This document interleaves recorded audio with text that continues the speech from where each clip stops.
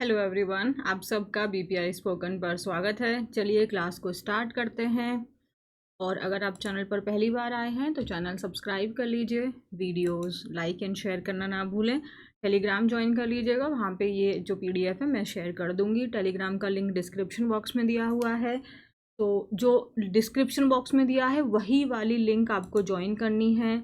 BPI spoken से भी एक टेलीग्राम मिलेगा, उसको नहीं ज्वाइन करना है। सिर्फ जो लिंक डिस्क्रिप्शन में, या आप पूरा टाइप करेंगे बीपीआई स्पोकन बाय रुद्राक्षी मैम, तो इन दोनों में से कोई, मतलब दोनों एक ही हैं, तो वो आप वहाँ पे ज्वाइन कर लीजिए। ठीक है, सो क्लास स्टार्ट करें। हमारा पहला शब्द क्या है? हमारा पहला शब्द है मर्चेंडाइजर। मर्चेंडाइजर कौन होते हैं? आपने ये वर्ड सुना है पहले, तो आपके लिए इजी है। नहीं है तो थोड़ा सा हम लोग समझ लेते हैं। वैसे तो मर्चेंडाइजर अगर हम देखें तो ये एक पर्सन के बारे में बात कर रहा है। ई आर लगा, जैसे टीचर वगैरह होता है तो ये नाउन हो गया। और जैसे हिंदी में देखें तो ये विक्रेता होता है। और विक्रेता कौन होता है? जो कोई भी जो बिक्री कर रहा है, जो जो आपका बायर बाय कर रहा है और फिर उस प्रोडक्ट को सेल कर रहा है ना। तो जितने भी आपने जो भी शॉप्स वगैरह पे होते हैं, लोग जो शॉपकीपर होते हैं वो सामान खरीदते हैं और फिर उसको प्रॉफिट में बेच देते हैं। अच्छा, अब आप सोचेंगे मैम ये मर्चेंडाइजर फिर कैसे डिफरेंट हुआ बाकी से? अब देखो, पता है क्या है, मर्चेंडाइजर का जो जनरली जैसे शॉपकीपर से थोड़ा डिफरेंट ये हो जाता है कि मर्चेंडाइजर का फंक्शन क्या होता है कि जो सामान है उसके प्रमोशन से लेके उसकी सेलिंग का जो एडवर्टाइजमेंट वगैरह होता है, जो डिस्प्ले करना होता है। जैसे सपोज करो हम एक स्टोर पे विजिट किए, ठीक है, हम एक स्टोर पे विजिट किए, आप थोड़ा कोई जैसे H&M वगैरह है या कोई मॉल वगैरह कंसीडर करो। आप कोई गिफ्ट शॉप सोचो जो अच्छी खासी थोड़ी एक्सपेंसिव गिफ्ट शॉप है, तो आप उसका देखेंगे उसका डिस्प्ले किस तरीके से लगा हुआ है। आप देखेंगे वहाँ पे आपको रखी हुई हर चीज़ अट्रैक्ट कर रही है अपने लिए। क्यों? क्योंकि उसको डिस्प्ले करने के लिए उसके पीछे जो कलर कॉम्बिनेशन को चूज़ किया गया है, उसके जो चीज़ों को अट्रैक्टिव बनाने के लिए, ये पूरा काम, ये जो सोच किसकी रहेगी, ये जो पूरा फंक्शन है ये मर्चेंडाइजर का है। काम वो दूसरे बंदों से करवाएगा, बट जो सोचना है कि इस चीज़ को हमें यहाँ पे इस तरीके से रखना है, ये ऐसे डिस्प्ले होगा तो ये अट्रैक्टिव होगा हमारा, तो ये एक फंक्शन हो गया। और क्या हो गया, जैसे अब हम अगर हम बात करते हैं कोई हमारा जो सामान है, देखो यहाँ पे अगर दिख रहा होगा, सो मर्चेंडाइजिंग एक्टिविटी, जैसे आपका कोई देखो, सपोज आपको ऑर्डर आ गया है ना, ऑर्डर आ गया, तो अब ऑर्डर की आपको सोर्सिंग, जैसे हम कपड़े वगैरह की बात करते हैं तो फाइबर को चेक करना है, फिर उसकी प्रोडक्शन कैसे हो रही है, उसका इंस्पेक्शन, फिर वो ऑर्डर शिप हुआ कि नहीं हुआ, है ना। शिप ऑनलाइन ऑर्डर, जैसे वर्चुअल मर्चेंडाइजर है ये, तो ऑर्डर हमारा शिप हुआ कि नहीं हुआ, फिर उस फाइल को क्लोज करना और उस कस्टमर का फीडबैक लेना। फिर कस्टमर के फीडबैक्स पे ही आप देखते हैं मार्केटिंग होती है कि हमारे देखो ये हमारे कस्टमर्स हैं, ये हम पे इतना ट्रस्ट करते हैं। तो ये जो पूरा प्रोसेस है ये कौन कर रहा है? ये मर्चेंडाइजर कर रहा है। तो मर्चेंडाइजर का फंक्शन क्या है? ये सारे रोल हो जाते हैं। ठीक है, तो जनरली इनका पूरा काम क्या है? ये सब चीज़ों के एक अरेंजमेंट को देखना, उसके एडवर्टाइजमेंट को देखना, कस्टमर्स को अट्रैक्ट कैसे किया जा सकता है, आजकल ट्रेंड में क्या चल रहा है, हमें अपने जो सामान हैं उसको कब से हमें उसको शुरू कर देना है। ये सब जो चीज़ें आ जाती हैं ये मर्चेंडाइजर का ही फंक्शन होता है। ठीक है, तो promotion and selling of product, ये तो एक सिंपल में मैंने लिखा, बट जो जनरल में मैंने थोड़ा सा आपको समझाने की कोशिश की है। तो अगर आप सोचोगे तो अभी किराना शॉप वगैरह पे मत जाना, जो मॉल वगैरह होते हैं, जो बड़ी बड़ी शॉप, जनरली आज जैसे तो स्मॉल शॉप, मतलब ऐसा नहीं है स्मॉल बिजनेस ओनर मर्चेंडाइजर को हायर नहीं कर सकते हैं। डेफिनेटली हायर करेंगे वो भी, जब अगर उनको अपने बिजनेस को एक बड़े लेवल पे या उसको अट्रैक्टिव करना है, कस्टमर को अपनी तरफ में अपील करना है, तो ये हो जाता है। जब आप देख रहे हो ना मॉल में, आपका जो क्या बोलते हैं, जो डमीज वगैरह होते हैं उन पे ड्रेसअप किया हुआ होता है किस तरीके से है, और फिर जो प्रोडक्ट है उसकी हमारे पास क्वांटिटी सफिशिएंट है कि नहीं है, ये सब चीज़ें देखना किसका काम होता है? मर्चेंडाइजर का होता है। अब यहाँ पे देखें, sales growth has been hurt by misguided merchandising strategy. अब देखो, जो सेल्स की ग्रोथ है वो हर्ट हुई। हर्ट कैसे हुई? अब कहोगे मैम सेल्स की ग्रोथ को चोट कैसे लग सकती है? अरे हर्ट होने का मतलब यहाँ पे वो लिटरल मीनिंग नहीं है। हर्ट होने का मतलब हो गया कि जैसे वो जो चीज़ है, हमने कुछ एक्सपेक्ट किया था कि मान लो हमने सोचा था कि 1 लाख रुपए की हमारी पर डे सेल होगी, बट अब सेल कितनी होगी? हो गई मान लो 75,000 की। तो ये जो हमारे 25,000 का जो हमको हमारी सेल 25,000 यानी 25K की जो हमें कमी आई है, वो हमारी जो स्ट्रैटेजी थी, जो एडवर्टाइजिंग स्ट्रैटेजी थी, वो गलत तरीके से हो गई, वो मिसगाइड तरीके से हो गई, वो टारगेटेड कस्टमर्स को हम नहीं पकड़ पाए। हम मान लो प्रोडक्ट हमने सही से नहीं, मतलब क्वांटिटी में नहीं रखा, उसको उतना अपील नहीं कर पाए लोगों को। इसकी वजह से जो हमारी सेल्स ग्रोथ है उसमें कमी आ गई। डन है। नेक्स्ट वर्ड क्या है हमारा? कोहोर्ट। कोहोर्ट का मतलब हो जाता है group of people who are around the same age. तो जनरली अगर सेम एज के भी नहीं है तो वो कुछ अपनी कैरेक्टरिस्टिक्स हैं जो एक दूसरे के साथ शेयर करते हैं। जैसे हाँ, एक जोक भी बहुत ज़्यादा वायरल होता, मतलब चलता है ना, कि जो लड़कियां होती हैं, जो उनकी फ्रेंड्स होते हैं, वो अराउंड सेम एज के होते हैं, बट जो लड़कों के जो दोस्त होते हैं, कोई 35 साल का है तो कोई 20 साल का, और ये एकदम बडीज बने हुए हैं।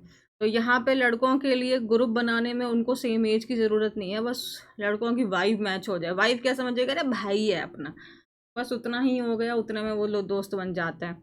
सो बट यहाँ पे देखो, अब ये भी तो ग्रुप तभी बन पाएगा ना जब इनमें को हर लड़का एक दूसरे से थोड़ी कनेक्ट कर लेगा। तुम लोग ऐसे थोड़ी चलते रह रहे भाई भाई है अपना, ठीक है, बट दोस्त थोड़ी ना बना लोगे।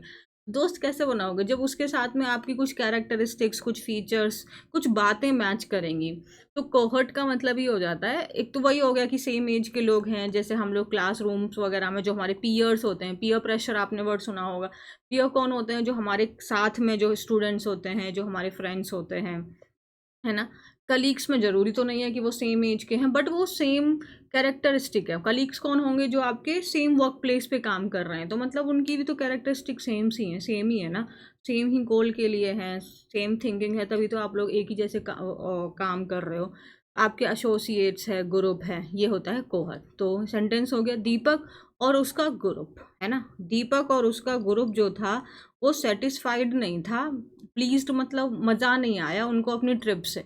ऐसे बना ली ट्रिप, कोई प्लानिंग व्लानिंग तो की नहीं, चले गए भाई ऐसे ही मुंह उठा के। अब ना तो कुछ समझ में आ रहा है कि कितना पैसा खर्च हो रहा है, तो फिर मज़ा नहीं आया। होटल वगैरह कुछ भी खाना वाना कुछ समझ में नहीं आया, तो मज़ा नहीं आया ट्रिप से उनके पूरे ग्रुप को। नेक्स्ट वर्ड है इंटेंसिव। तो इंटेंसिव आपने सुना होगा, जैसे आईसीयू होता है ना, इंटेंसिव केयर के लिए होता है इंटेंसिव केयर यूनिट। तो ये इंटेंसिव का मतलब क्या है? इंटेंसिव का मतलब होता है बहुत ज़्यादा। अगर किसी को इंटेंसिव केयर की ज़रूरत है, मतलब उसको कंप्लीट केयर की ज़रूरत है, उसको एकदम कंसंट्रेटेड फोकस उसी के ऊपर आपको ध्यान देना होगा। अगर आपको इंटेंसिव स्ट्रैटेजी की ज़रूरत है तो आपको एक बहुत कंप्लीट स्ट्रैटेजी, आप ऐसे ऊपर ऊपर से करके आपका काम नहीं चल पाएगा। तो इंटेंसिव का मतलब होता है involving a lot of effort और activity in a short period of time. तो अगर हमें कुछ चीज़ करनी है, अगर हमें कुछ चीज़ सीखनी है, तो हमें उसके लिए इंटेंसिव प्रैक्टिस की ज़रूरत है, मतलब बहुत ज़्यादा प्रैक्टिस की ज़रूरत है। थॉरो, कंप्लीट, कंसंट्रेटेड, फोकस्ड होके, इन डेप्थ, केयरफुल, कंप्लीट, है ना। और अगर एंटोनिम देखेंगे तो मॉडरेट, ऊपर नॉर्मल सा हो गया। सुपरफिशियल का मतलब होता है ऊपर ऊपर से, और इसका तो है इन डेप्थ में। और इनकम्प्लीट, ऊपर ऊपर से हल्का फुल्का भी चलेगा। जैसे she can survive in only intensive care, तो अगर वो सर्वाइव करेगी ना, तो वो सिर्फ और सिर्फ एकदम कंप्लीट, एकदम कॉन्सनट्रेटेड केयर उसको चाहिए, कि उसको फोकस्ड एक बंदा होना ही चाहिए जो उसकी देख रेख कर सके, तभी वो सर्वाइव कर सकती है, अदरवाइज वो सर्वाइव नहीं कर पाएगी। डन है। केयर कैसी हो गई भैया? इंटेंसिव हो गई, एकदम थॉरो हो गई, कंप्लीट हो गई, तो पार्ट्स ऑफ स्पीच क्या हो गया? एडजेक्टिव हो गया। ये क्लियर है आपको? आगे देखें। ओके, नेक्स्ट वर्ड क्या है हमारा? इम्ब्रेस। इम्ब्रेस के दो मीनिंग होते हैं। एक इम्ब्रेस का मीनिंग होता है किसी को गले लगाना, है ना। आपने उसको इम्ब्रेस कर लिया, मीन्स आपने उसको गले लगा लिया। तो इम्ब्रेस करने का एक मीनिंग होता है किसी को गले लगाना, उसको हग करना। डन है। तो अगर आप उसको गले लगा रहे हो, आप ऐसे सोचो, इम्ब्रेस का मतलब आप उसे गले लगा रहे हो, आप उसे हग कर रहे हो। क्यों? क्योंकि आप उसको प्यार करते हो, आपने उसको एक्सेप्ट किया है, आप उसे सपोर्ट कर रहे हो, है ना। किसी को कोई प्रॉब्लम हो गई, आप उसको गले लगा कर रहे हो, अरे कोई नहीं यार, ठीक हो जाएगा। तो आप उसको बता रहे हो, आप उसको सपोर्ट कर रहे हो, है ना। अगर हम किसी अब ये तो हमने रियल में देख लिया एम्ब्रेस का मतलब क्या है। अगर हम कोई बिलीव है, कोई थ्योरी है, कोई चेंज है, कोई प्रॉब्लम है, अगर हम उसको एम्ब्रेस कर रहे हैं तो इसका मतलब हम उसको भी स्वीकार कर रहे हैं। अगर कोई प्रॉब्लम आ गई और हमने उस प्रॉब्लम को एम्ब्रेस किया, यानी हमने उस प्रॉब्लम को स्वीकार किया कि हाँ भाई ये प्रॉब्लम है और हमें इसको बदलना है। तो एम्ब्रेस का मतलब एक तो पता चल गया, किसी को हक करना, गले लगाना, रियली वाला हो गया। और दूसरा हो गया कोई भी बात है, कोई थ्योरी है, कोई प्रॉब्लम है, कोई चेंज है, उसको आपने एम्ब्रेस किया, मीन्स आपने उसको एक्सेप्ट किया, आप उसको सपोर्ट करना शुरू कर दिए और आप उनको बिलीव, हाँ कि हाँ जो भी है ये ठीक है। स्वीकार करना, सपोर्ट करना, वेलकम करना, एक्सेप्ट मतलब वही हो गया। अब देखो एंड्योर, आप सोचोगे मैम एंड्योर का मतलब तो किसी चीज़ को झेलना होता है।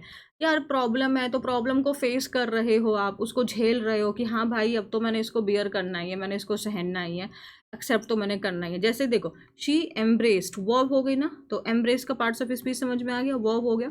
She embraced her hardships without complaint, तो बिना शिकायत के उसने जो उसकी प्रॉब्लम्स थी, जो हार्डशिप्स थी, उनको एक्सेप्ट किया, उनको उसने उसमें आगे बढ़ी वो कि हाँ ये प्रॉब्लम्स हैं और इनको हमें डील करना ही है।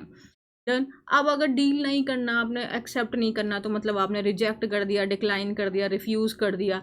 जैसे मैंने कहा कि हम उस चीज़ का हम स्वागत करते हैं, हम उसको सपोर्ट करते हैं, एक्सेप्ट करते हैं, तो आप उसकी निंदा कर रहे हैं। डिसडेन करना मतलब उसकी निंदा निंदा करना, सेंश्योर हो गया। डन है। अब जैसे यहाँ पे लिखा होता शी एम्ब्रेस्ड हर सिस्टर, पता है इसका मतलब क्या हुआ, उसने अपनी बहन को गले लगा लिया, उसने अपनी सिस्टर को गले लगा लिया। तो आप ऐसे कंफ्यूज नहीं होगे और इन शब्दों को अपनी डेली लाइफ में यूज़ करना शुरू करिए, बस मेरा यही आपसे बार बार कहना है। नेक्स्ट वर्ड है हमारा रेडिली। रेडिली का मतलब होता है तुरंत, एकदम मस्त, अपनी तरीके से हो गए। अगर आपको किसी किसी ने बोला चल भाई पार्टी करने चल रहे हैं और आप रेडिली उस चीज़ में एक्सेप्ट कर लिया, दैट मीन्स आपने तुरंत उसको एक्सेप्ट कर लिया, अपनी इच्छा से एक्सेप्ट कर लिया, बिना किसी प्रॉब्लम के। कभी कभी देखते हो नखरे करने पड़ते हैं, अरे नहीं मैं नहीं जाऊँगी, मेरे को मन नहीं है। तो रेडिली का मतलब अपनी इच्छा से और तुरंत, क्विकली, इमीडिएटली, विलिंगली और विदाउट एनी प्रॉब्लम, किसी प्रॉब्लम के बिना भाई हम बात मान गए आपकी। विलिंगली, ग्लैडली, ग्लैडली मतलब हैप्पीली, ईजिली, क्विकली।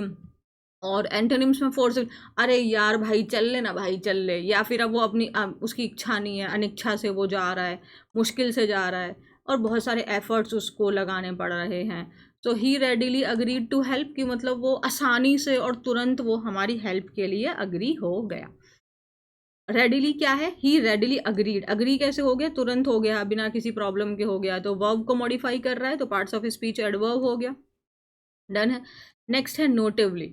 नोटेबली का हम कब यूज़ करते हैं, जब हम किसी चीज़ को ना एम्फिसाइज करना चाहते हैं। एम्फिसाइज करना मतलब जब हम किसी चीज़ पे जोर देना चाहते हैं, जब हम उस पॉइंट को हाईलाइट करना चाहते हैं, जब हम उस पॉइंट को अंडरलाइन करना चाहते हैं।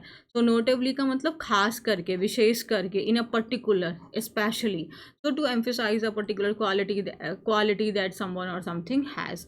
जैसे ये फिल्म थी ना, तो इस फिल्म का जो प्लॉट था वो खास करके मिसिंग था। आप कह सकते हैं खास करके ये चीज़ तो बेकार है एकदम, सब तो ठीक है बट खास करके ये बहुत बेकार है। तो ये हो गया हमारा, आगे करें। ओके। नेक्स्ट वर्ड क्या है हमारा, प्रोमिनेंट। प्रोमिनेंट का हमने लास्ट क्लास में पढ़ा था। प्रोमिनेंट का मतलब होता नहीं, वो दूसरा शब्द था, हाँ बट उसमें सिनोनिम्स में पढ़ा था। प्रोमिनेंट का मतलब होता, अगर हम किसी पर्सन को बोल रहे हैं, किसी चीज़ को बोल रहे हैं, कोई रेस्टोरेंट वगैरह है जो प्रोमिनेंट है, तो इसका मतलब वो बहुत फेमस है, वेल मतलब वेल नोन है, लोग उसको जानते हैं, फेमस है, वो चीज़ इम्पॉर्टेंट है, इन्फ्लुएंशियल है, पावरफुल है, आउटस्टैंडिंग है, इम्पॉर्टेंट है, फॉरमोस्ट है। अच्छा एक और वर्ड होता, प्रोमिनेंट का एक और मीनिंग होता है, वो होता है जैसे नोटिसेबल, या ऐसी कोई चीज़ जो आसानी से नोटिस में आ जाए। जैसे कोई हमारा फेस है ना, तो हमारे फेस पे ऐसे फीचर हो सकते हैं जिसकी वजह से आप, मेरी आइज़ को जनरली लोग कहते हैं कि आपकी आइज़, जब भी मेरे को देखते हैं तो वो आइज़ के ऊपर मतलब उनका कॉम्प्लीमेंट होता है। तो हो सकता है कि मेरी आइज़ जो है वो मेरे फेस का सबसे प्रोमिनेंट फीचर है, मतलब वो हाईलाइट हो जाती है, वो अचानक से नोटिस में आ जाती है। और सपोज जैसे आपने देखे होंगे कुछ लोग के कान बहुत बड़े बड़े होते हैं, तो वो कहेंगे ना अरे उसके कान बहुत बड़े बड़े हैं। अगर उसको जैसे मान लो कोई पर्सन है, हम उसको पहली बार मिल रहे हैं और फोटो में देखा है, तो दूसरा बंदा कहेगा अरे उसके कान थोड़े बड़े बड़े हैं, तो आप पहचान लोगे, है ना।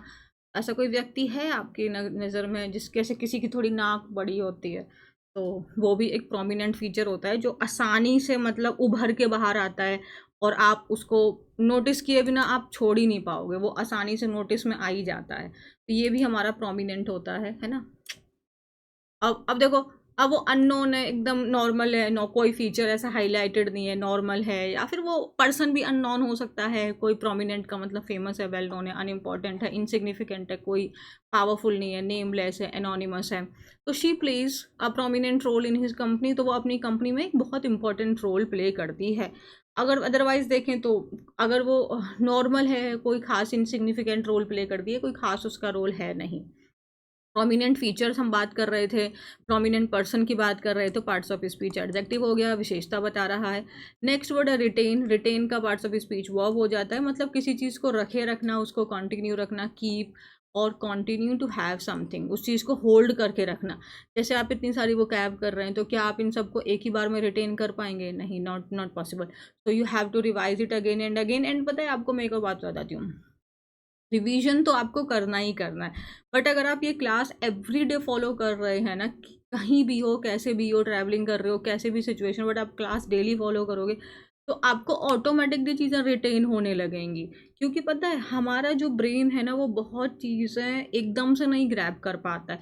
विद टाइम जब वो सेम चीज़ बार बार हिट कर रही होती है, तो भी वो चीज़ हमें रिटेन होने लग जाती है। So don't worry and don't force your self, B normal, काम, रिलैक्स, चिल। तो रिटेन करके रखना, किसी चीज़ को होल्ड करके रखना, कंटिन्यू, होल्ड, कीप, मेंटेन, है ना। So you can't retain all the vocabulary in a single go. तो आप एक ही गो में सारी की सारी वोकैब को रिटेन करके, होल्ड करके नहीं रख सकते हो, आप याद करके नहीं रख सकते हो। जैसे शी कांट रिटेन, कोई एग्जाम्पल, दूसरा रिटेन का एग्जाम्पल बताना, होल्ड करने को सेंस में, याद करने के अलावा दूसरा कोई सेंस बताना। जैसे आपने रिटेन नहीं रखा, आपने छोड़ दिया, गिव अप कर दिया, त्याग दिया, अबंडन, रिलिंक्विश। तो नेक्स्ट वर्ड क्या है हमारा? बाउंड। बाउंड के कई सारे मीनिंग होते हैं, हम यहाँ पे बहुत सिंपल रखेंगे, पार्ट्स ऑफ स्पीच एडजेक्टिव वाला रखेंगे। और बाउंड का मतलब होता है आप बांधे हैं वो काम को करने के लिए, मीन्स आपको ऑब्लिगेशन है, you have to do this work, having a moral और legal duty to do something. आपकी वो ड्यूटी है, आपको वो काम करना ही पड़ेगा, आपको कोई और ऑप्शन है ही नहीं, you have to do it. So you are obliged, you are forced, committed, pledged or constrained. You are limited, you have to do this. So you are bound to feel nervous before your interview. It's very normal, है ना। तो ये normal सी बात है कि अगर आपका interview है, तो इंटरव्यू के पहले ये नर्वस फील होना, it's very normal. So you are bound to do this work, you have to do this work, you have no other option. Okay, so this is our vocabulary. Yes, this is done. And now we are going to do our spellings. So let's see. The first spelling is university. University.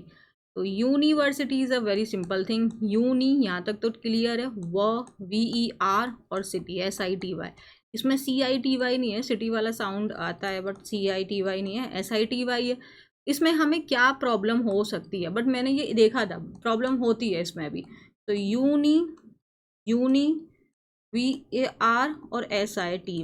I hope कि आप इसे 2-3 बार, और ये जो है ना ये, अच्छा इसके पहले बताना, यूनिवर्सिटी के जैसे ये तो वैसे यू से शुरू हो रहा है, तो ये वावल हो गया, तो क्या इसके पहले आर्टिकल A आएगा कि N आएगा? यहाँ भी प्रॉब्लम होती है और इसका भी क्वेश्चन बनता है। तो यूनिवर्सिटी यूनिवर्सिटी होता है, N यूनिवर्सिटी होता है, बताना ज़रा।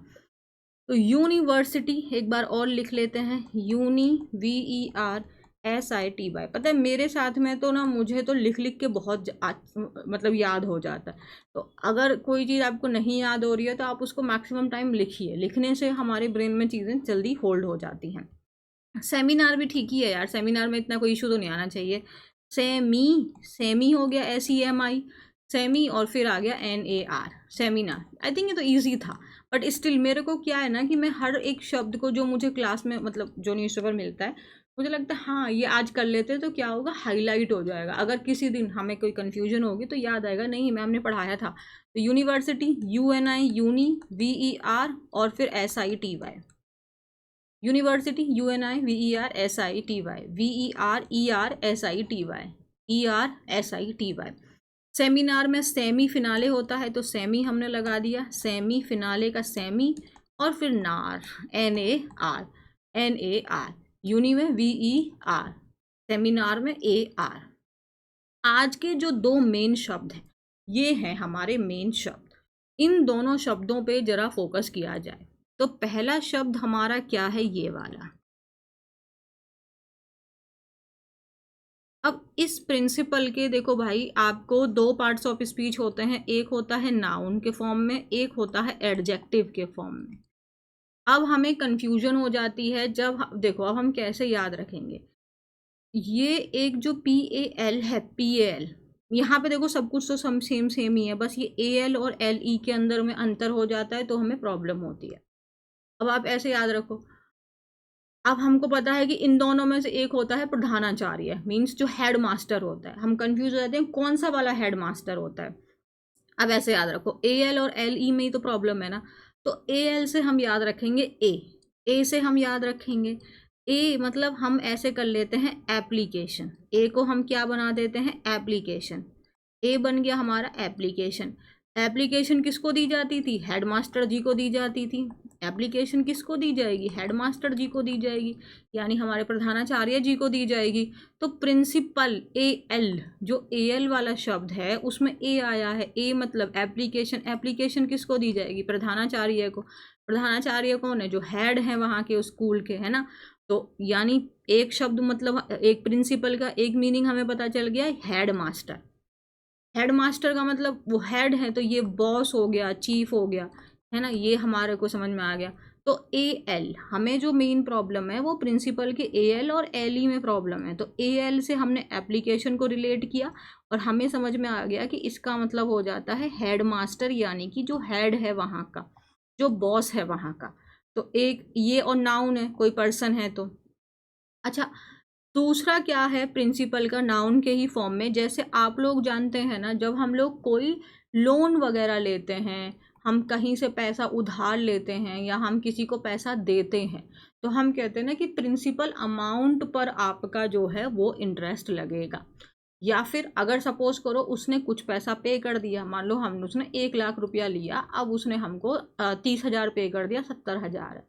अब जो उसका इंटरेस्ट लगेगा वो इस ड्यू प्रिंसिपल अमाउंट पर लगेगा। ड्यू प्रिंसिपल मतलब जो बकाया प्रिंसिपल अमाउंट है। तो इस प्रिंसिपल के लिए कौन सी स्पेलिंग आएगी, इसके लिए भी ए एल वाली ही स्पेलिंग आएगी, इसके लिए भी ए एल वाली प्रिंसिपल आएगी, यानी कि जो हम पैसा दे रहे हैं, the sum of money that is lent और टेकन, तो इन्वेस्टेड हो गया, तो वो हो गया हमारा, वो भी जो प्रिंसिपल अमाउंट होता है वो ए एल वाला ही होता है। उसके बाद में इसी ए एल का एक और मतलब होता है, जो होता है एडजेक्टिव के फॉर्म में। इसका मतलब हो जाता है, जैसे जैसे मैंने कहा what is your principal objective. Principal, अब सोचोगे मैम कौन सा, ए एल की एल ई, नहीं ए एल। क्यों, प्रिंसिपल ऑब्जेक्टिव का मतलब हो गया तुम्हारा मेन ऑब्जेक्टिव क्या है, तुम्हारा मेन गोल क्या है ना, what is your principal objective. तो तुम्हारा मेन गोल क्या है, तुम्हारा एम क्या है, प्रिंसिपल ऑब्जेक्टिव का मतलब तुम्हारा मेन, प्राइमरी, एम प्राइमरी, है ना। तो principal objective, principal goal, this is my principal goal, मेरा मेन गोल तो यही है। तो अब देखो हमने देखा था ना, अच्छा ऐसे भी लर्न कर सकते हैं इसको।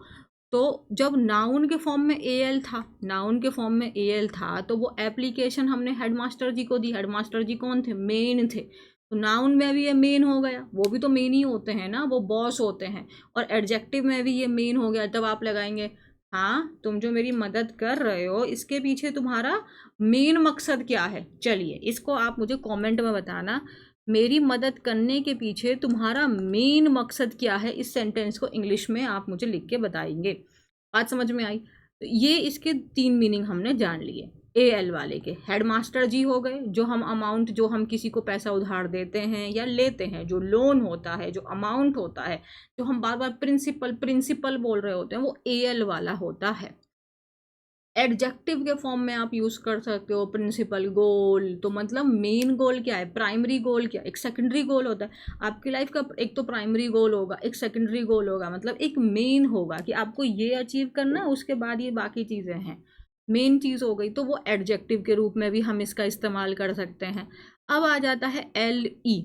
अब मैंने कोशिश की है, बाकी आप देख लेना कि ये आपको सही लग रहा है कि नहीं। तो एप्पल से मैंने एल ई को रिलेट करने की कोशिश की। एप्पल पी एल ई वैसे भी है ना, सो एप्पल और एल ई। अच्छा, अब आप जानते हैं कि जब एप्पल गिरा न्यूटन के सर पे, वहाँ से ही फिजिक्स की बहुत सारी प्रॉब्लम शुरू हुई। आप कहोगे मैम कैसे, वहाँ तो सॉल्यूशन मिले थे। जब हम पढ़ाई करते हैं तो हमको प्रॉब्लम हो जाती है ना, वो सब चीज़ें रटने में, समझने में। नहीं समझ में आता उस समझ में भाई, नहीं समझ में आता उस टाइम पे। हमारे लिए बहुत सारी प्रॉब्लम हो गई। क्यों? क्योंकि इतने सारे रूल निकल गए उस एप्पल की वजह से, इतने सारे भैया एथिक्स बन गए, इतनी सारी थ्योरीज बन गई, इतनी सारी सच्चाइयाँ बाहर आ गई उस एक सिर्फ एप्पल की वजह से।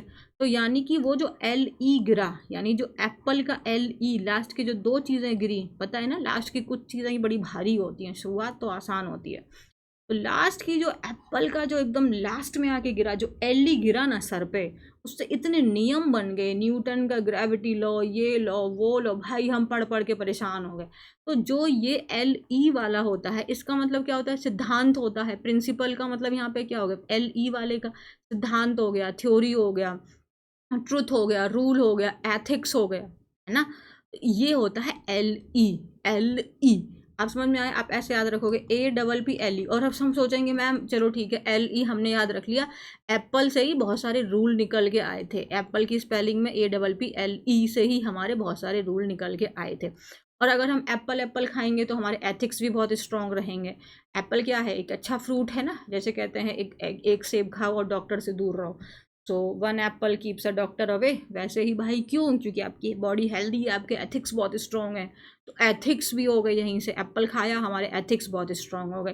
तो ये आज के जो मेरे दो शब्द थे वो प्रिंसिपल का AL और LE को पढ़ाना मेरा मेन मकसद था। यूनिवर्सिटी और सेमिनार के ऊपर तो बस थोड़ा सा को लाइट डाल देना था कि एक वर्ड है यूनिवर्सिटी, UNIVERSITY, एक है सेमिनार, सेमी प्लस नार SEMINAR। मेन था हमारा प्रिंसिपल के दोनों स्पेलिंग्स को समझना और उसको थोड़ा सा हाईलाइटेड फॉर्म में उसको अंडरस्टैंड करना। तो जो प्रिंसिपल AL है, AL से याद रखें। देखो प्रिंसिपल AL और LE में प्रॉब्लम होती है। AL को पकड़ लिया हमने, AL में हमने A को ढूंढा, A मतलब एप्लीकेशन को ढूंढा, एप्लीकेशन जाके जाती है प्रधानाचार्य को, प्रधानाचार्य जी होते हैं मुख्य। यह हो गया हमारा। और मुख्य से ही हम इसको एडजेक्टिव के फॉर्म में भी यूज़ कर सकते हैं, प्रिंसिपल, ऑब्जेक्टिव, प्रिंसिपल, गोल। और वो वहाँ पे भी मेन गोल की बात कर रहा होता है, हमारे प्राइमरी गोल की बात कर रहा होता है। और यही एक प्रिंसिपल वो एडजेक्टिव हो गया। और ALE वाले में ही जो हम लोन वोल जो देते हैं, जो मेन अमाउंट होता है, जो हमने पहली बार में जो पैसा दिया होता है, वो भी हमारा प्रिंसिपल होता है। मेन पैसा कौन सा दिया था मैंने तुमको? तीनों में ही देखोगे तो आप कहीं ना कहीं घूम फिरा के ये मेन शब्द ही जुड़ रहा है। नेक्स्ट LE वाला होता है, उसमें हमने एप्पल को कनेक्ट कर दिया। एप्पल, एप्पल गिरा न्यूटन के सर पे तो बहुत सारे रूल निकल के आ गए। तो प्रिंसिपल तुम तो मतलब तुम्हारे कोई प्रिंसिपल्स ही नहीं है, मतलब तुम्हारे कोई नियम ही नहीं है। तुम जैसे कोई पर्सन होता है ना, उसके कोई प्रिंसिपल नहीं होते लाइफ में। उसको बस जो बेनिफिट कर रहा है, जो उसके लिए फ़ायदेमंद है, वो उसको हाँ कर देगा। तो कौन सा वाला प्रिंसिपल की स्पेलिंग लगाएंगे? LE आएगी वहाँ पे, PRINCIPLE। तो LE मतलब उसके कोई सिद्धांत ही नहीं है, उसके कोई एथिक्स ही नहीं है, क्योंकि वो एप्पल ही नहीं खाता है, वो तो पता नहीं क्या क्या खाता रहता है, मोमो खाता है वो तो यहाँ तक क्लियर है। आई होप ये चीज़ें आपको क्लियर हो गई होंगी। तो आप एक काम करेंगे, जो दोनों स्पेलिंग्स हैं इनके ऊपर में मिनिमम आप एक एक सेंटेंस बना के कमेंट में बताएंगे। और एक मैंने आपको और दिया था ना, मैं थोड़ा भूल गई इतना सारा बोलने में, मैंने यहाँ पे कुछ सेंटेंस बोला था, वो भी ज़रा मुझे अभी के अभी कमेंट सेक्शन में बता दो। आगे बढ़े अब हम लोग, चलो फटाफट से आगे बढ़ते हैं। अब हम शुरू करें अपना आर्टिकल। आर्टिकल देखा जाए तो शुरू किया जाता है, Shaleen had always dreamed of studying at saint Stephen's college. तो शालीन का हमेशा से ही सपना रहा था कि वो पढ़ाई करे। कहाँ पर? एक ये कॉलेज है DU का, ठीक है जी। ऑफ क्या है? प्रपोजिशन। प्रपोजिशन के बाद में अगर वर्ब आएगी तो अपने ING फॉर्म में आएगी। ये आपने मैच, हाँ एक दिन मैंने आपको बोला था आई एम वेटिंग या I am looking forward, I am looking forward to meet you होगा कि मीटिंग यू होगा? यार तुम लोग आंसर नहीं करते तो आंसर कर दिया करो। तो Shaleen had always dreamed of studying at saint Stephen's college, समझ में आएगी शालीन का हमेशा सपना रहा है कि वो इस कॉलेज में पढ़े। When he was admitted to its BSc Mathematics program 3 years ago, it felt like a goal fulfilled। तो जब 3 साल पहले जब उसका एडमिशन फाइनली हो गया उसके BSc मैथमेटिक्स ऑनर्स में 3 साल पहले, तो उसको ऐसे लगा कि हाँ अब तो मेरा सपना पूरा हो गया। बट नाउ, लेकिन अब with Delhi University transitioning into a 4-year undergraduate format in line with the national education policy, he has chosen not to follow। लेकिन अब जब दिल्ली यूनिवर्सिटी ने वो 3 साल के प्रोग्राम को 4 साल में कन्वर्ट कर दिया है ना, तो अब किसकी लाइन को मतलब जो आपका ये NEP आया था नेशनल एजुकेशन पॉलिसी के थ्रू, तो अब उन्होंने भी जो है वो हमारे जो ग्रेजुएशन प्रोग्राम है उसको 4 ईयर का कर दिया है। तो अब वो बच्चा जिसका एक टाइम पे सपना था बट उसने अभी वो चौथा साल कंटिन्यू करना नहीं चुना, तो he has chosen not to continue, मतलब उसने उस चीज़ को आगे कंटिन्यू नहीं चुना। 3 ईयर में जो ग्रेजुएशन होती है वही रेगुलर वाला उसने किया और आगे मूव ऑन हो गया। जो 4 ईयर का है, जो रिसर्च वाला ईयर है, उसको उसने ड्रॉप कर दिया। The first batch is always a trial batch, said the 22-year-old who now works as a merchandiser at a private firm. The first batch, उसने आगे क्या बोला, जो पहला बैच होता है वो हमेशा ही एक ट्रायल बैच होता है। और जो अब ये कौन है, हु किसके लिए बोला गया है, ये इस 22 साल का लड़का, 22 साल का स्टूडेंट कौन है, ये शालीन है।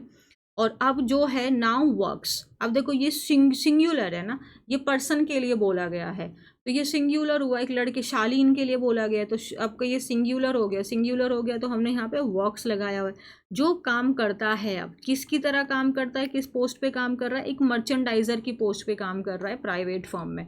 अच्छा, आप सोचेंगे मैम मर्चेंडाइजर, आप समझ पा रहे हो ना, जैसे आप जैसे मैंने आपको स्टोर बताया, जब आप लोग अमेज़ोन वगैरह पे जाते हो तो वहाँ पे आप क्या देखते हो कि जो आपके सामान हैं वो किस तरीके से डिस्प्ले हो रहे हैं, आपको कितना अट्रैक्ट कर रहे हैं, तो ये सब चीज़ें जो हो जाती हैं वो मर्चेंडाइज़र की हो जाती हैं। और हर जैसे सॉफ्टवेयर वगैरह कंपनी सब में यही होता है भाई, आपका प्रोडक्ट बिकेगा तो उसकी मार्केटिंग स्ट्रैटेजीज़ हैं, लोगों को अपील करने वाली चीज़ें हैं, तो वो सब हो गया।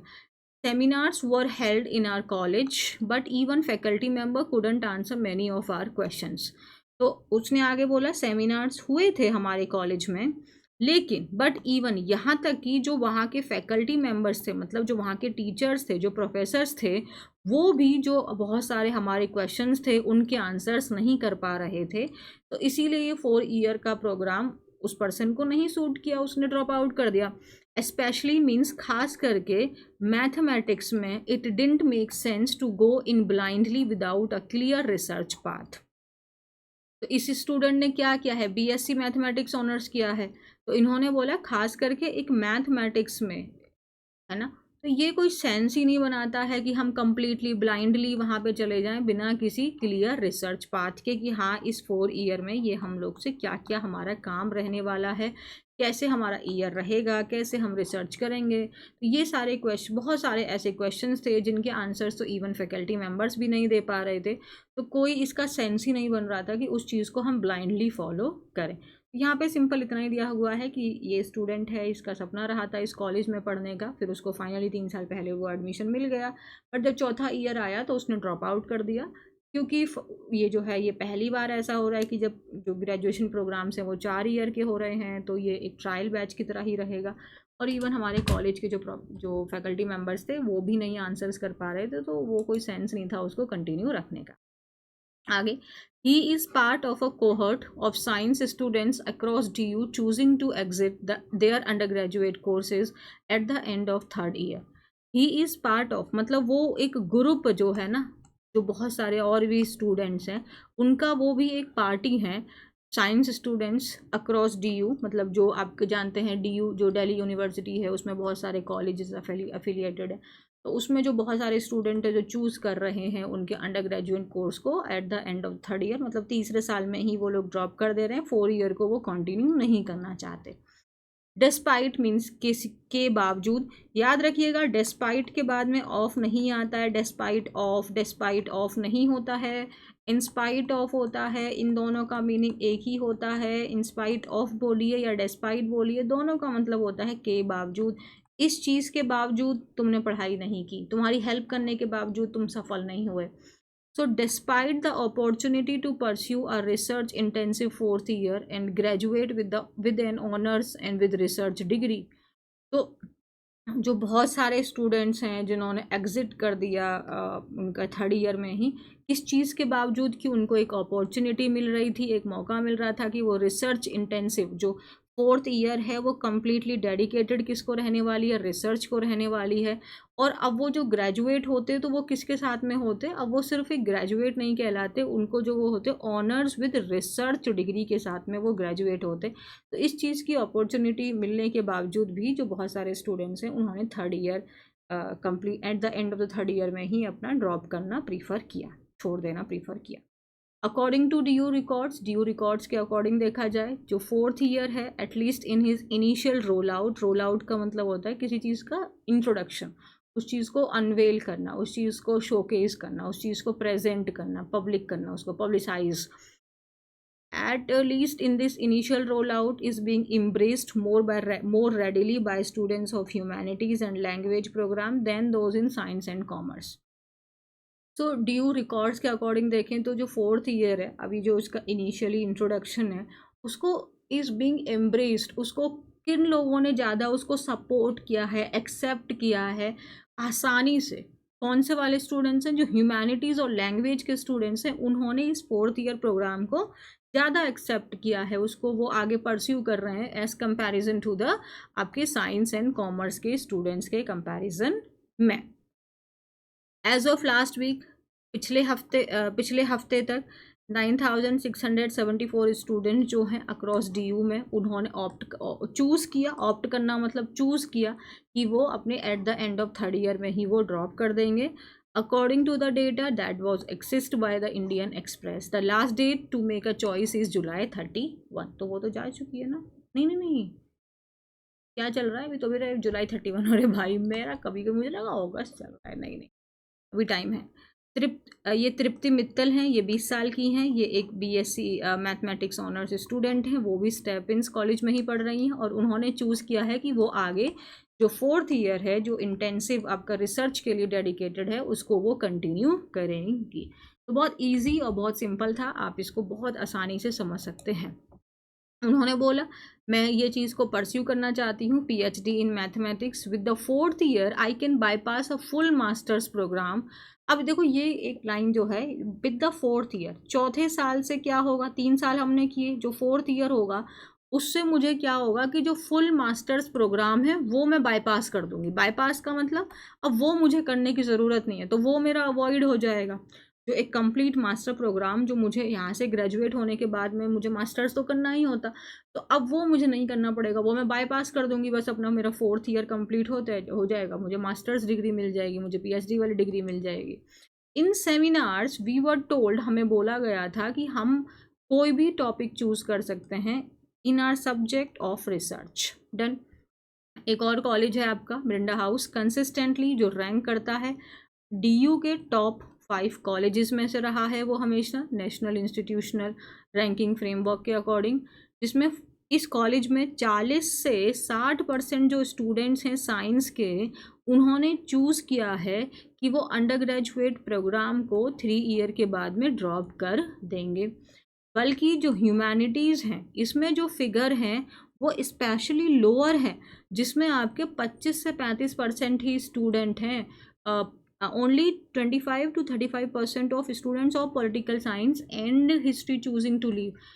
आप देखोगे साइंस के स्टूडेंट्स ने कितना चूज़ किया, 40 से 60% के स्टूडेंट्स ने लीव करना चूज़ किया, और ह्यूमैनिटीज़ के स्टूडेंट में सिर्फ 25 से 35% के स्टूडेंट ने छोड़ना प्रीफर किया है। कॉमर्स स्ट्रीम में भी देखें तो बहुत सारे स्टूडेंट्स हैं, not many are opting for the fourth year. Not many मतलब बहुत सारे नहीं चुन रहे हैं फोर्थ ईयर को, तो हम ध्यान देने हैं। देखो इसमें क्या है ना कि हम आराम से ऐसे रीड कर सकते हैं, so in commerce stream not too many, so too many. अच्छा अगर होता टू मैनी, अगर ये नॉट हट नहीं, नॉट पे ध्यान ना देते तो हमारी बात खराब हो सकती थी। इन कॉमर्स स्ट्रीम टू का मतलब कॉमर्स स्ट्रीम में भी बहुत सारे स्टूडेंट्स हैं जिन्होंने फोर्थ ईयर में आगे बढ़ना नहीं प्रीफर किया है। तो ये किसके आगे बोला गया है, साइंस में भी नहीं प्रीफर किया, कॉमर्स में भी नहीं प्रीफर किया, बट जो ह्यूमैनिटीज़ के स्टूडेंट्स हैं वो प्रीफर कर रहे हैं 4 ईयर में आगे रहने का।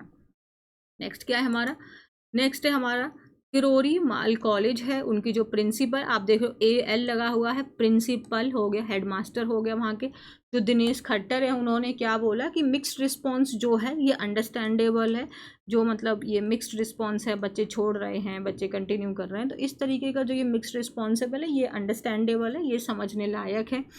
ABLE का मतलब हो जाता है आपका वो चीज़ लायक है, उसको आप समझ सकते हैं, अंडरस्टैंडेबल, कम्युनिकेबल, तो अंडरस्टैंड करने के लायक है। अंडरस्टैंड ये वर्ब होता है, अंडरस्टैंडेबल हो गया तो ये एडजेक्टिव हो गया।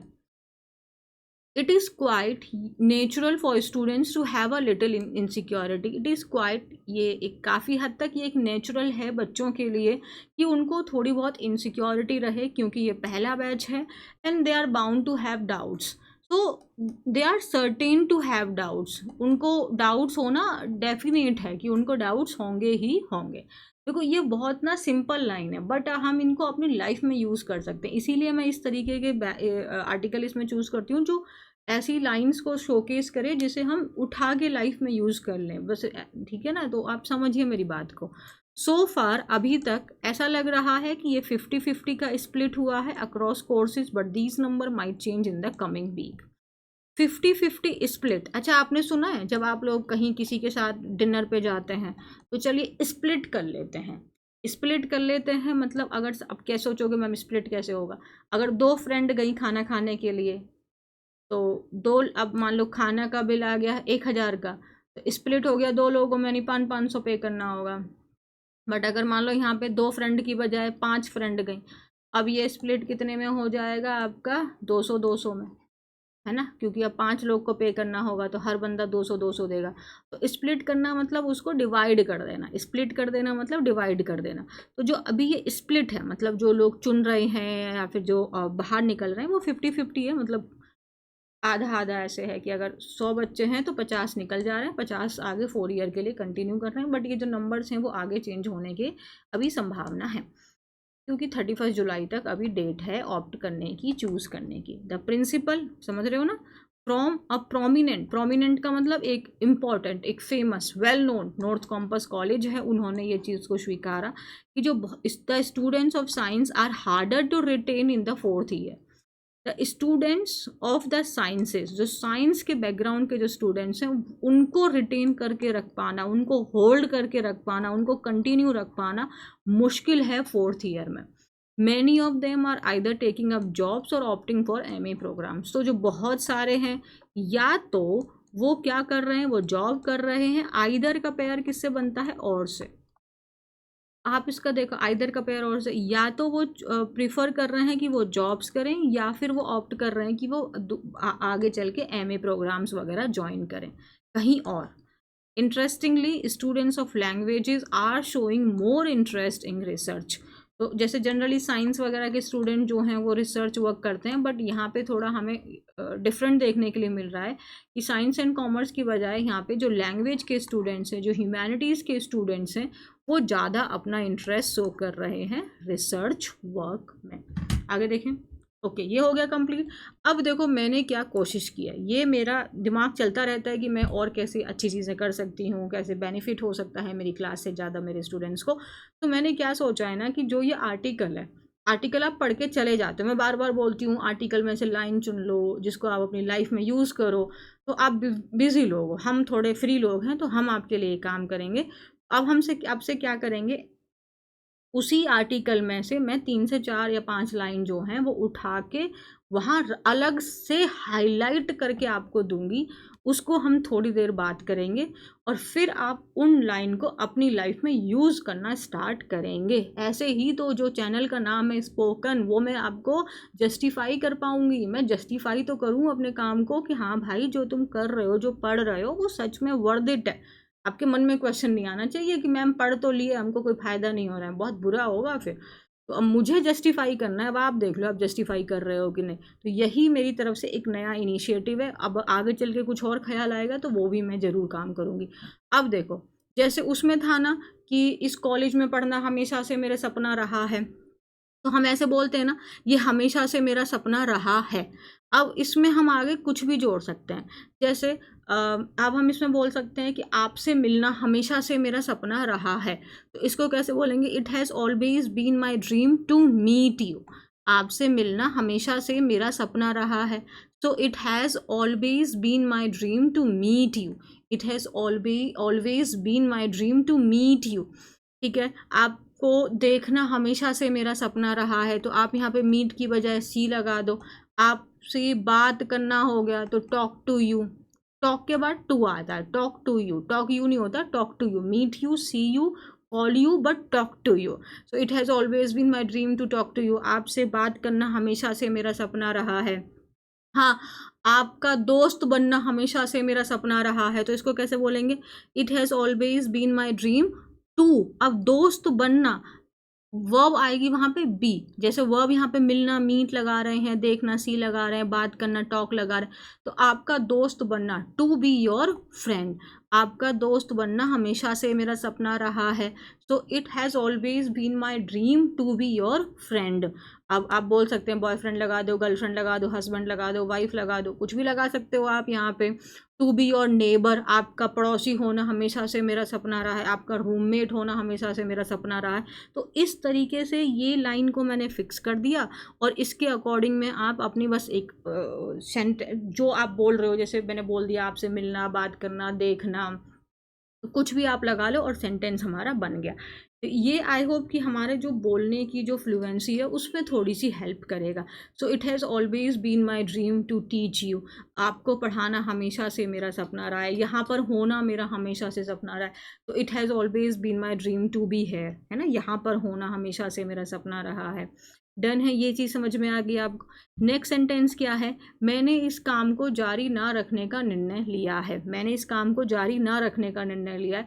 तो अब क्या बोलेंगे? I have chosen not to continue this work. मैंने क्या चूज़ किया है कि मैं इस काम को जारी नहीं रखूँगा। I have chosen not to continue this work. या फिर आप ऐसे बोल सकते हैं आई हैव चूजन, फिर आप बोलेंगे टू। अब ये जो नॉट एंड कंटिन्यू है, इसको मैं बना दूँ डिसकंटिन्यू, और आगे दिस वर्क। तो ये क्या बन गया? ये बन गया I have chosen to discontinue this work. ये भी मतलब एक ही दे रहा है कि मैंने इस काम को बंद करने का निर्णय लिया है। I have chosen not to continue this work, इस काम को मैं आगे जारी नहीं रखना चाहता। आई डोंट, अब आप ऐसे ही बोल सकते हैं I don't want to continue this work. आप ऐसे बोल सकते हैं I don't want to continue this work. मैंने I have chosen not to continue this work, I have chosen to discontinue this work. बात समझ में आ रही है? और I don't want to do this work any more. बात समझ में? नेक्स्ट क्या है? इसका कोई मतलब नहीं है। जैसे कहते हैं ना, तुम्हारी बात का कोई मतलब नहीं है। सो तुम्हारी बात का कोई मतलब नहीं है, जैसे बोल सकते हैं, तो जो योर ओपिनियन, ऐसे बोल सकते हैं हम लोग, your opinion doesn't make any sense. Your opinion doesn't make any sense. Any sense मतलब कोई मतलब होना, है ना। मेक सेंस का मतलब है कि हाँ भाई उसकी बात का मतलब है। तो your opinion make some sense. तुम्हारा जो ओपिनियन है वो कुछ तो सेंस है उसमें, कुछ तो अर्थ है उसका। तो your opinion make some sense, but कोई मतलब नहीं है, तो डजंट मेक एनी सेंस। अब देखते हैं, इसका कोई मतलब नहीं है, it doesn't make any sense. मतलब इतनी रात में उसको कॉल करने का कोई मतलब नहीं है। So it doesn't make any sense to call him late at night. तो to call him late at night, तो रात में मतलब देर रात में कॉल करने का उसको कोई मतलब नहीं है। Doesn't make any sense to call him late at night. अब उसे डांटने का कोई मतलब नहीं है। It doesn't make any sense to scold him. अब उसे बुलाने का कोई मतलब नहीं है ना, और अब उसको कुछ पूछने का कोई मतलब नहीं है। It doesn't make any sense to ask anything from him. It doesn't make any sense to scold him. It doesn't make, अब यहाँ जैसे मान लो किसी को आना था, एक पार्टी का टाइम दिया हुआ था या कोई काम का दिया हुआ था, अब वो बंदा कह रहा है कि अब वो 2 घंटे बाद कह रहा है मैं आ रहा हूँ, आपको यहाँ आने का कोई मतलब नहीं। So it doesn't make any sense to come here now. It doesn't make any sense. तो आप देख पा रहे हो कि ये जो सेंटेंस है, और इससे हम कई सारे अलग अलग टाइप के सेंटेंसेस हम यूज़ कर सकते हैं, और ये हम डेली लाइफ में ऐसी बातें हम बोलते हैं। तो ऑब्वियसली हमारी इंग्लिश इंप्रूव होगी, आपको बार बार सोचना नहीं पड़ेगा। अगर कोई कह रहा है कि ये चीज़ करना हमेशा से मेरा सपना रहा है, तो it has always been my dream. अब क्या करना, उस काम को करना। तो टू डू दिस वर्क, आपसे मिलना, टू मीट यू, आपको देखना, टू सी यू, और आपसे बात करना, टू टॉक टू यू, आपका दोस्त होना, टू बी योर फ्रेंड, यहाँ पर होना, टू बी हेयर, है ना। और मैं ये काम आगे जारी नहीं रखना चाहता, या मैंने ये काम आगे जारी ना रखने का निर्णय लिया, so I have decided, I have chosen. हाँ, यहाँ पे डिसाइडेड भी लगा सकते हैं, क्योंकि उसी का तो सिनोनिम है ना ये, I have decided not to continue this work, I have decided to discontinue this work, या नहीं चाहता, I don't want to do this work. Exactly Hindi translation पे मत जाइएगा आप, ठीक है ना। उसके बाद है कि अब इसका कोई मतलब नहीं है उसको बात करने का, कॉल करने का, डांटने का, उससे कुछ पूछने का, तो it doesn't make any sense. बाकी वर्ब के बाद में आप यहाँ पे अपना फर्स्ट फॉर्म लगा के जो भी आप आगे कहना चाहते हैं वो कह दीजिए। सेम है, हमने यहाँ पे कर दिया, यहाँ भी हमने वर्ब का फर्स्ट फॉर्म लगा दिया। ये क्लियर है। और भी कोई, हाँ एक और सेंटेंस है वो देख लेते हैं। अब जैसे हम लोग बोलते हैं अभी तक, जैसे हम बोलते हैं अभी तक तो वो नहीं आया, तो एज ऑफ नाउ, अभी तक, अभी एज ऑफ का मतलब होता है एज ऑफ के बाद आप जो भी यहाँ पे टाइम लगा देंगे वो उस टाइम को डिनोट आपका डिनोट कर देगा। अगर मैंने बोला एज ऑफ नाउ मतलब अभी तक, तो अगर हम बोलें लास्ट महीने तक की अगर हम बात करें तो as of last month, last year हो जाएगा, लास्ट वीक हो जाएगा, लास्ट डे हो जाएगा। लास्ट डे को तो खैर आप येस्टरडे भी बोल सकते हैं, बट लास्ट डे ठीक है। तो ऐसे आप देखो, तो एज ऑफ नाउ, या फिर आप यहाँ पे जैसे टुमारो बोल दो, येस्टरडे बोल दो, आप कुछ भी बोल सकते हो। तो एज ऑफ नाउ अभी तक ही इज़ नॉट कमिंग, तो अभी तक तो वो नहीं आ रहा है, बाकी का पता नहीं। So as of now he is not coming. We won't be living here any more as of tomorrow, तो कल से, कल से, कल से हम यहाँ पे नहीं रहेंगे, कल से हम यहाँ पर नहीं रहेंगे। We won't be living here any more, अब हम कल से यहाँ पे और नहीं रहेंगे, मतलब कल से। अब आप सोचोगे मैम अगर मैं यहाँ पे एज ऑफ को काट के सीधा टुमारो लगा दूँ तो क्या प्रॉब्लम है। देखो, we won't be living here any more tomorrow नहीं बनेगा, हम यहाँ पे कल नहीं रहेंगे, फिर वो हो जाएगा we won't be living here tomorrow, कल हम यहाँ पे नहीं रहेंगे। कल से मैंने बोला कि मैं जा रही हूँ यहाँ से, कल से, एज ऑफ टुमारो मतलब कल से मैं यहाँ नहीं रहूँगी, आज से ही मैं नहीं रहूँगी, अरे अभी से मैं नहीं रहूँगी। तो एज ऑफ टुडे, आज तक तो देखा जाए तो वो सही हेल्थ है, बाकी तो भगवान जाने। तो as of now, as of today, as of tomorrow, as of yesterday, आप कुछ भी लगा दो और वो हो जाएगा अभी तक, है ना। तो जैसे टुडे मतलब आज तक, एज ऑफ नाउ अभी तक, एज ऑफ लास्ट वीक पिछले महीने तक, लास्ट ईयर पिछले साल तक। तो इस तरीके से आप यहाँ से इस वर्ड का आप यूज़ कर सकते हैं, ये एज ऑफ आपका फ्रेज बन जाता है। ये समझ में आ गया आपको, आई होप ये चीज़ें आपको क्लियर है। ओके, तो अब हमारी यहाँ पे वीडियो हो जाती है कंप्लीट। तो वीडियो कैसी लगी, इनिशिएटिव कैसा लगा, वो आप मुझे ज़रूर कमेंट में बताइएगा। और अपना ऐसे ही क्या करना है, अब चैनल सब्सक्राइब करना है, लाइक करना है, और लाइक करते समय वहाँ पे एक हाइप का ऑप्शन आएगा, उस पर येस कर देना है। बात समझ में आती है। तो और क्या करना है, अपना ध्यान रखना है और पढ़ाई करते रहना है, रिवाइज करना है। Bye bye.